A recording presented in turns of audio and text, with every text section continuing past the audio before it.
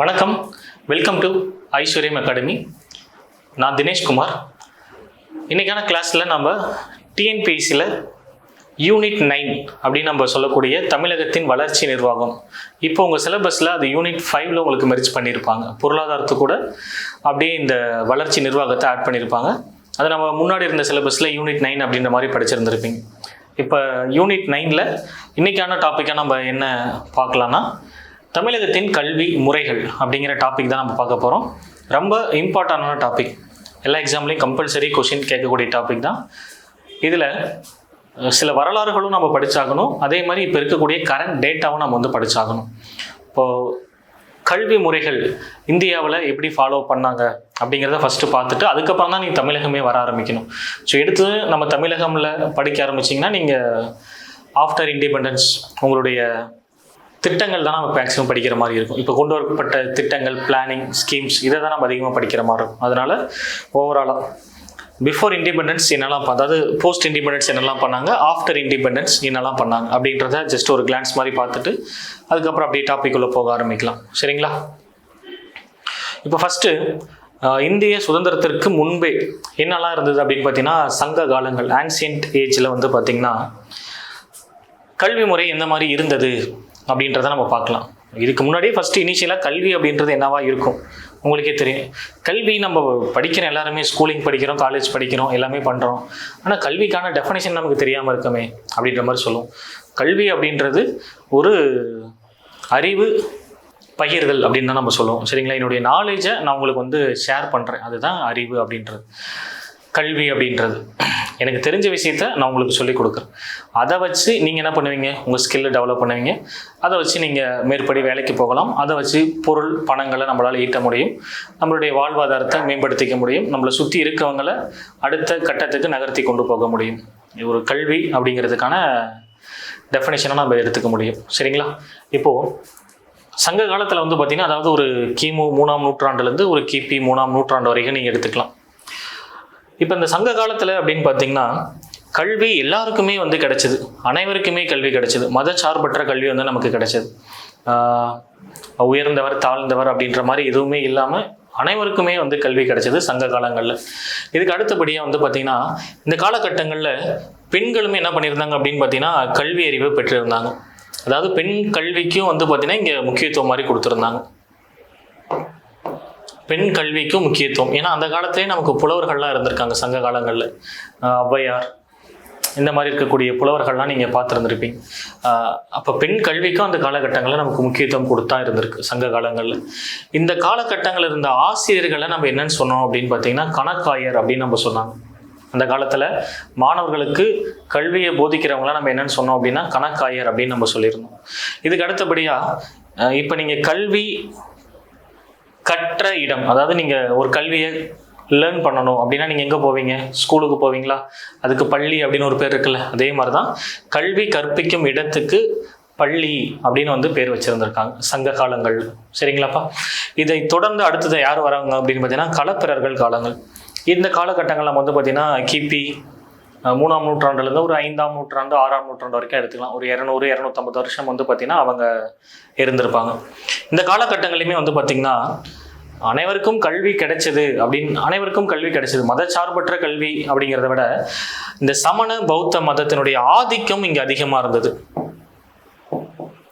சமண பௌத்த மதத்தினுடைய ஆதிக்கம் இங்கே வந்து அதிகமாக இருந்தது இந்த களப்பிரர்களுடைய காலகட்டத்தில். சரிங்களா? ஆனால் இது சொல்லப்போனால் இது ஒரு மதச்சார்பற்ற கல்வி தான் எல்லாருக்கும் கொடுத்த மாதிரி இருந்தது. ஆனால் இதனுடைய ஆதிக்கம் அங்கே அதிகமாக இருந்தது. அதாவது இந்த சமண பௌத்த நூல்கள் வந்து பார்த்திங்கன்னா அதிகமாக இருந்தது.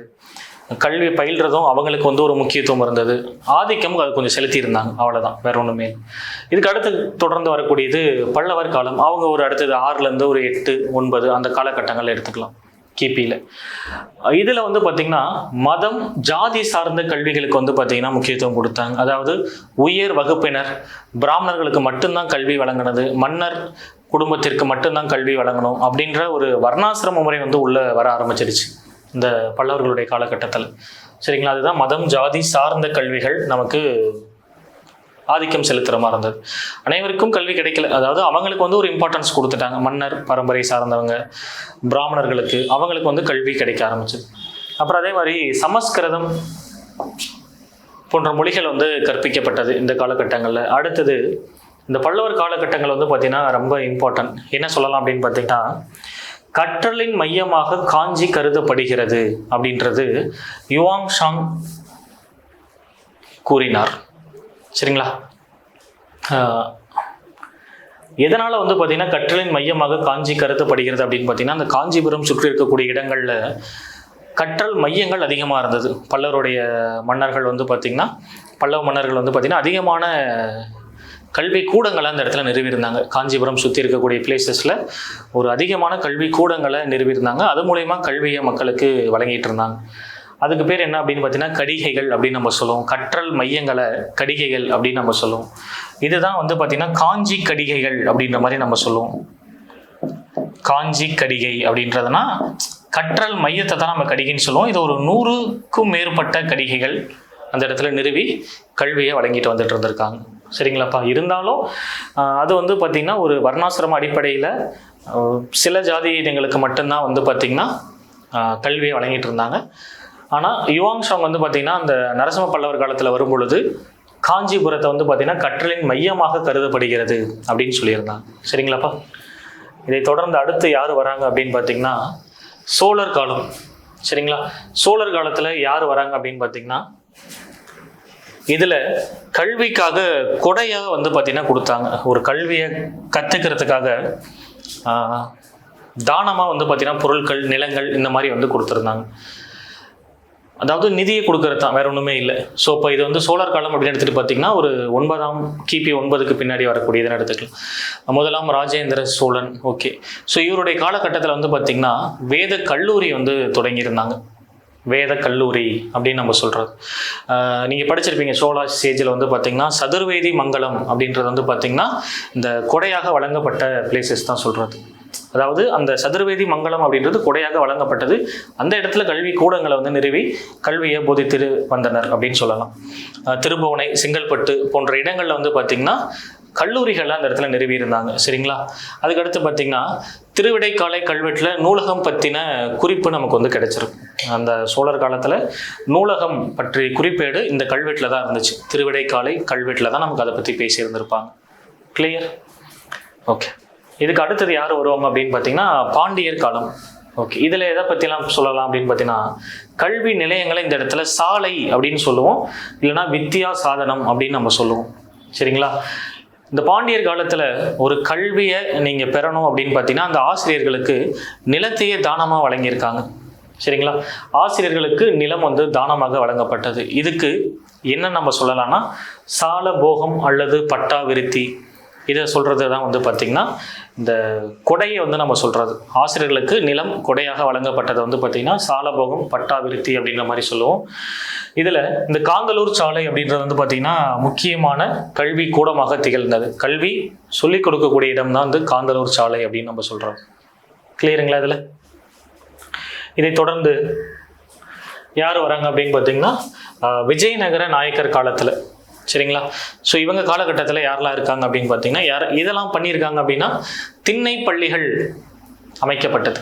திண்ணை பள்ளிகள் அப்படின்றது வந்து பார்த்திங்கன்னா வகுப்புவாத கல்விக்கு வந்து இம்பார்ட்டன்ஸ் கொடுத்துருக்காங்க. சரிங்களா? வகுப்புவாத கல்வி பிராமணர்களுக்கு மட்டும்தான் கல்வி இந்த இடத்துல வழங்கணும் அப்படின்றதுல அவங்க முக்கியத்துவம் வாய்ந்து இருந்திருக்காங்க.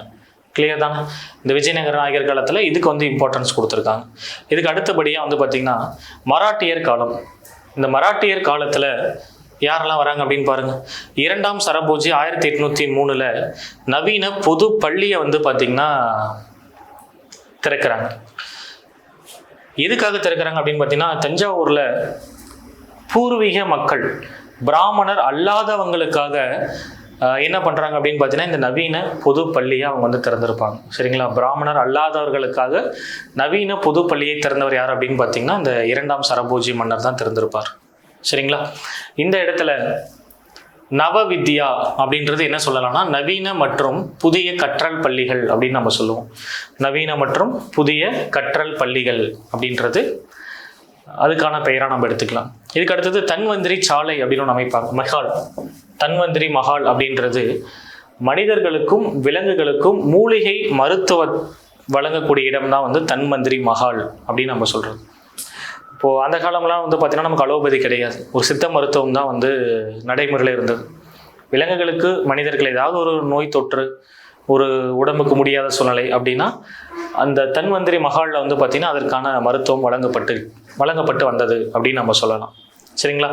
அதே மாதிரி இந்த விஜயநகர காலகட்டத்திலேருந்து தான் வந்து பார்த்திங்கன்னா அவருக்கு இருக்கக்கூடிய காலகட்டத்தில் திண்ணை பள்ளிகளுக்கு அடுத்தபடியாக யாரெல்லாம் வருவாங்க அப்படின்னா மிஷினரி ஸ்கூல்ஸ் அப்படின்னு நம்ம சொல்லுவோம். மிஷினரி ஸ்கூல்ஸ் அப்படின்றது வந்து பார்த்திங்கன்னா மத பிரச்சாரம் செய்பவர்கள். சரிங்களா? மத பிரச்சாரர்கள் அப்படின்னு நம்ம சொல்கிறது யாரெல்லாம் அப்படின்னு வந்து பார்த்திங்கன்னா பிரான்சிஸ் சேவியர், அதுக்கப்புறம் வீரமா முனிவர், மதத்தை பரப்பக்கூடியவங்க. ஸோ அவங்கெல்லாம் வந்ததுக்கு அப்புறம் தான் என்ன பண்ணுவாங்க அப்படின்னா இந்த மிஷினரி ஸ்கூல்ஸ் அப்படின்ற சொல்கிறது அதுதான் நவீன பள்ளிகள் அப்படின்னு நம்ம சொல்கிறது. புரியுதுங்களா? இந்த இவர் ஆரம்பிச்சது 2ஆம் சரபோஜியும் கிறிஸ்தவங்களுக்கு அல்லாதவர்களுக்கு நவீன பள்ளி ஆரம்பிச்சது.